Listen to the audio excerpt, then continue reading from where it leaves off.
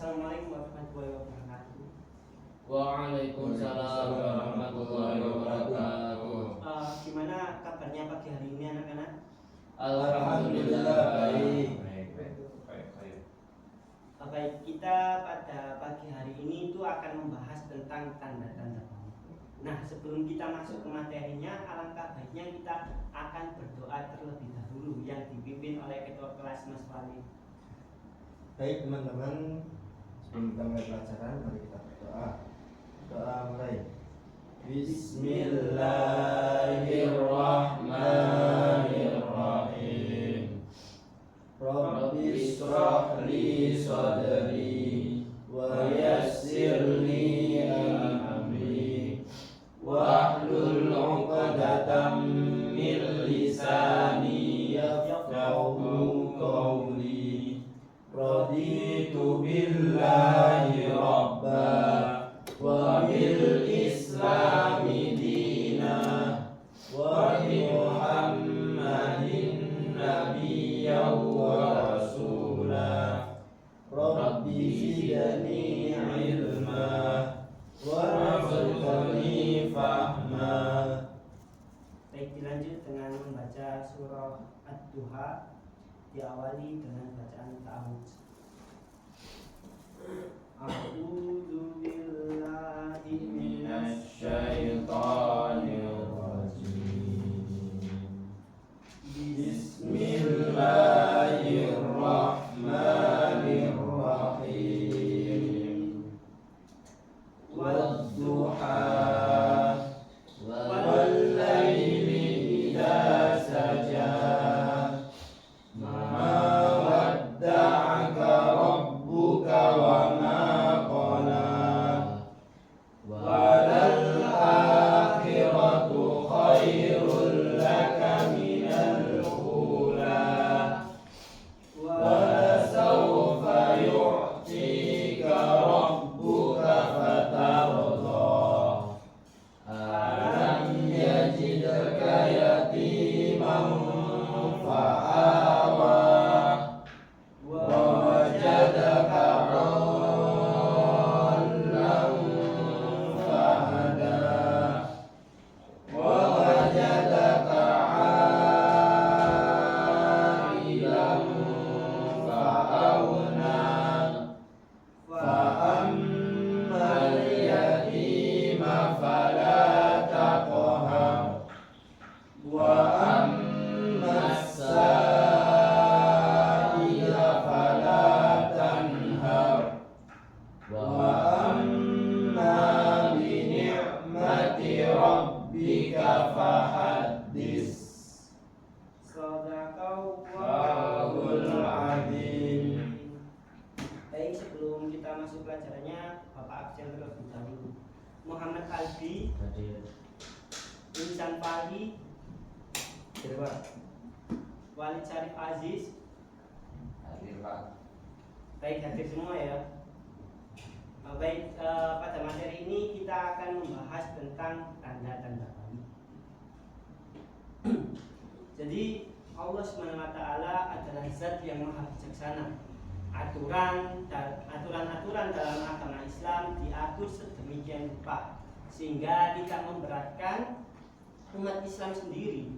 Misalnya dalam aturan ibadah, siapa saja yang wajib menjalankan ibadah-ibadah tersebut diatur dengan sangat adil oleh Allah SWT. Siapa orang yang telah wajib menjalankan kewajiban agama seperti sholat dan puasa adalah orang yang wajib menjalankan kewajiban agama disebut sebagai mukallaf. Nah, mukallaf sendiri dalam Islam adalah orang yang dibebani kewajiban untuk menjalankan perintah-perintah dan menjauhi larangan-larangan agama Islam. Dengan kata lain, mukallaf adalah orang yang telah mencapai usia balik dan berakal sehat. Nah, syarat-syarat mukallaf itu ada 3. Yang pertama yaitu balik.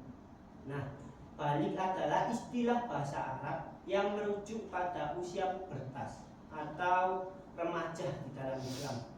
usia ini adalah usia di mana seseorang dianggap cukup matang secara mental dan fisik untuk bertanggung jawab atas tindakannya dan memenuhi kewajiban agamanya. Lalu yang kedua, berakal sehat. Orang yang berakal sehat adalah orang yang mungkin bisa menggunakan akalnya secara normal dan mengetahui mana yang benar dan mana yang salah. Nah, orang yang berakal sehat ini wajib menjalankan perintah-perintah di dalam agama Islam. Yang ketiga yaitu telah sampai dakwah Islam padanya. Nah, syarat mukallaf adalah yang misal di desanya itu dia sudah mengenal Islam dan ada orang yang mendakwakan Islam. Kalau misal di sebuah desa itu tidak ada yang mengetahui apa itu Islam, misalnya seperti di daerah terpencil ya, yang Islam sendiri itu tidak sampai di sana, jadi itu tidak termasuk syarat-syarat mukallaf. Nah, oleh karena itu seorang anak kecil dan orang dengan gangguan jiwa belum memiliki kewajiban untuk menjalankan kewajiban agama. Hal ini sesuai dengan sabda Rasulullah SAW yang disampaikan dari Ali bin Abi Thalib. Sesungguhnya Rasulullah SAW bersabda, telah diangkat penah dari 3 golongan, dari orang tidur hingga ia bangun, dan dari anak kecil hingga ia ihtilam atau mimpi basah, dan dari orang gila sampai ia berakal. Hadis riwayat At-Tirmizi. Nah, maksud diangkat pena di atas adalah tidak diwajibkan menjalankan ibadah dan tidak dicatat dosanya. Tidak diwajibkan melaksanakan ibadah berarti orang gila akan berarti orang gila tidak diwajibkan menjalankan ibadah. Setelah ia sadar, maka ia wajib menjalankannya. Dan anak-anak akan diwajibkan menjalankan ibadah jika ia sudah balik. Tidak dicatat dosanya berarti seorang anak yang belum balik dan orang gila yang belum sadar tidak akan dicatat dosa-dosanya meskipun dia telah melakukan perbuatan dosa. Akan tetapi orang gila sudah sadar dan anak-anak sudah balik, maka malaikat api mulai bertugas untuk mencatat dosa-dosa mereka. Nah, oleh karena itu menjadi balik adalah sebuah anugerah sekaligus juga ujian yang sangat besar dari Allah SWT. Karena sejak itu terhitung semua perbuatan-perbuatan yang kita lakukan, ketaatan kita terhadap Allah dan keistiqomahan kita menjauhi hal-hal yang dilarang oleh Allah SWT. Nah, apa itu balik dan bagaimana tanda-tandanya? Hal itu akan kita bahas bersama pada pembahasan berikut ini. Tanda-tanda balik. Apa itu balik? Balik secara bahasa berasal dari kata balagho yang artinya sampai. Secara istilah, balik artinya telah sampai usia seseorang pada kedewasaan. Jadi seorang yang telah balik dianggap sudah cukup dewasa untuk berpikir dan bertindak. Oleh karena itu, balik dijadikan titik awal dalam pelaksanaan kewajiban-kewajiban syariat. Lalu apa saja sih tanda-tanda balik? Nah, tanda-tanda balik berbeda antara laki-laki dan perempuan. Adapun tanda-tanda balik itu seperti haid untuk anak perempuan yang berusia minimal 9 tahun. Ihtilan atau mimpi basah untuk laki-laki yang berusia minimal 9 tahun. Nah, kalau misal ketika sudah mencapai umur 15, seorang anak perempuan belum haid dan juga seorang anak laki-laki belum bermimpi basah, bila usianya sudah mencapai 15 tahun, itu juga sudah disebut balik. Walaupun dia tidak mengalami mimpi basah dan juga untuk perempuan tidak mengalami haid, tapi ketika usianya sudah 15 tahun, dia tetap dikatakan balik. Seperti itu. Melihat tanda-tanda balik seperti yang tadi saya sampaikan, dapat kita simpulkan bahwa setiap orang baik laki-laki maupun perempuan akan mengalami masa balik, baik diawali dengan haid, ihtilam ataupun tidak. Lalu bagaimana jika ada anak perempuan yang usianya kurang dari 9 tahun mengeluarkan darah dari kemaluannya? Bisakah hal tersebut disebut haid? Nah, pembahasan tentang hal ini akan kita bahas di pertemuan selanjutnya. Jadi pertemuan kali ini kita akan membahas tentang dasar-dasar saja. Haid, sebagaimana telah kita ketahui bahwa salah satu tanda balik bagi perempuan adalah haid. Apa haid itu dan apa saja hal-hal yang berhubungan dengannya? Nah, pada materi kali ini kita akan membahas pengertian waktu terjadinya haid serta hal-hal yang dilarang bagi seorang wanita yang sedang haid. Yang pertama yaitu pengertian haid. Apa yang disebut dengan haid? Secara bahasa, haid artinya aliran atau sesuatu yang mengalir. Sedangkan secara istilah adalah darah yang keluar dari rahim seorang wanita pada waktu-waktu tertentu yang bukan karena disebabkan oleh suatu penyakit atau karena melahirkan. Warna darah haid biasanya merah kehitaman dan agak hitam. Nah, waktu terjadinya haid, apakah kalian tahu bahwa kalian tahu lama waktu haid? Waktu minimal haid adalah sehari semalam. Umumnya haid terjadi selama 6 sampai 7 hari dan maksimal lama waktu haid adalah 15 hari 15 malam. Sementara itu waktu minimal suci antara dua haid adalah 15 hari dan 15 malam. Selain itu, usia wanita yang haid minimal 9 tahun sampai ia sekitar 50 tahunan. Nah, melihat ketentuan waktu haid seperti yang saya sampaikan tadi, jika ada seorang perempuan yang mengeluarkan darah dari kemaluannya dalam waktu kurang dari 24 jam atau lebih dari 15 hari 15 malam, maka darah yang keluar tidak bisa disebut darah haid. Begitu juga jika ada seorang wanita yang suci dari haid belum mencapai 15 hari namun sudah mengeluarkan darah kembali, maka darah tersebut juga tidak bisa disebut darah haid.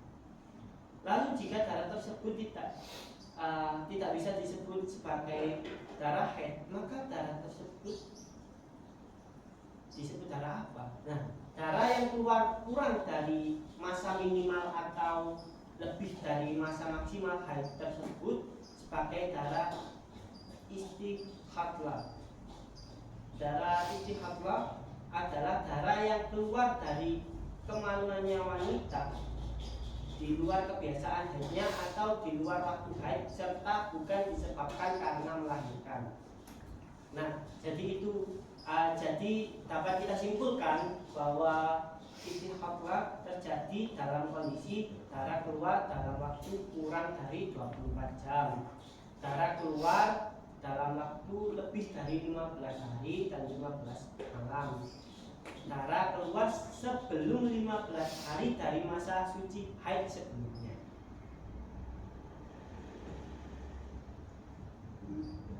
Hal-hal yang dilarang bagi perempuan yang sedang haid. Seorang wanita yang sedang mengalami masa haid dikatakan berhadas besar. Oleh karena itu, wanita yang sedang haid dilarang untuk mengerjakan beberapa ibadah.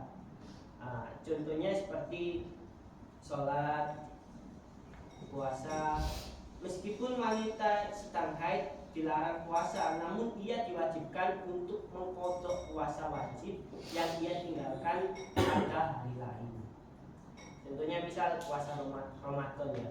Ketika puasa Ramadan wanita sedang mendapat haid, jadi dia harus mengqadha puasanya di lain hari. Lalu tawaf atau mengelilingi Ka'bah. Meskipun dilarang melaksanakan tawaf, namun wanita yang sedang haid diperbolehkan melaksanakan rangkaian haji yang lain seperti wukuf, sa'i, melempar jumroh dan lain-lain. Lalu yang keempat, menyentuh mushaf atau membaca Al-Quran. Lalu yang kelima, iktikaf atau berdiam diri di masjid, itu juga dilarang pada masa haid. Setelah kita membahas haid, kita akan berpindah pada materi selanjutnya, yaitu mimpi basah atau ihtilam. Terjadinya mimpi basah ketika seorang laki-laki tidur kemudian saat bangun sudah mengeluarkan mani atau sperma. Mimpi basah ini merupakan tanda-tanda balik bagi laki-laki. Jadi laki-laki yang sudah mengalami mimpi basah sudah mulai dibebani kewajiban agama. Jika ia berakal sehat dan telah sampai dakwah Islam padanya. Mimpi basah merupakan sebuah hadas besar. Orang yang masih mempunyai hadas besar disebabkan mimpi basah disebut sebagai junub. Hal-hal yang dilarang bagi seorang yang sedang junub hampir sama dengan hal-hal yang dilarang bagi wanita yang sedang haid. Namun berbeda dengan perempuan haid yang dilarang untuk berpuasa, seorang yang sedang dalam kondisi junub tetap boleh melaksanakan ibadah puasa. Jadi apabila ada orang tidur dalam kondisi junub dan bangun setelah subuh, maka puasanya tetap sah meskipun ia belum berwudu. Adapun hal-hal yang dilarang bagi orang yang sedang junub antara lain kurang lebih sama seperti tadi ya. Sholat, tawaf, menyentuh mushaf dan membaca Quran, lalu iktikaf atau berdiam diri di dalam masjid. Seperti itu. Lalu kewajiban setelah balik. Setelah balik, seseorang memiliki kewajiban untuk menjalankan syariat Islam dengan sempurna. Beberapa kewajiban yang harus dijalankan setelah balik itu seperti sholat 5 waktu dengan sempurna dan tepat waktu, berpuasa Ramadan sebulan penuh, menunaikan zakat bagi yang mampu, melaksanakan ibadah haji juga bagi yang mampu, menjaga diri dari perbuatan haram, melakukan amar ma'ruf nahi munkar, menuntut ilmu dengan mengamalkannya, bekerja dan mencari nafkah yang halal, menjaga kesehatan diri dan keluarga, menjalin hubungan yang baik dengan sesama manusia. Jadi itu tadi materi tentang tanda-tanda junub.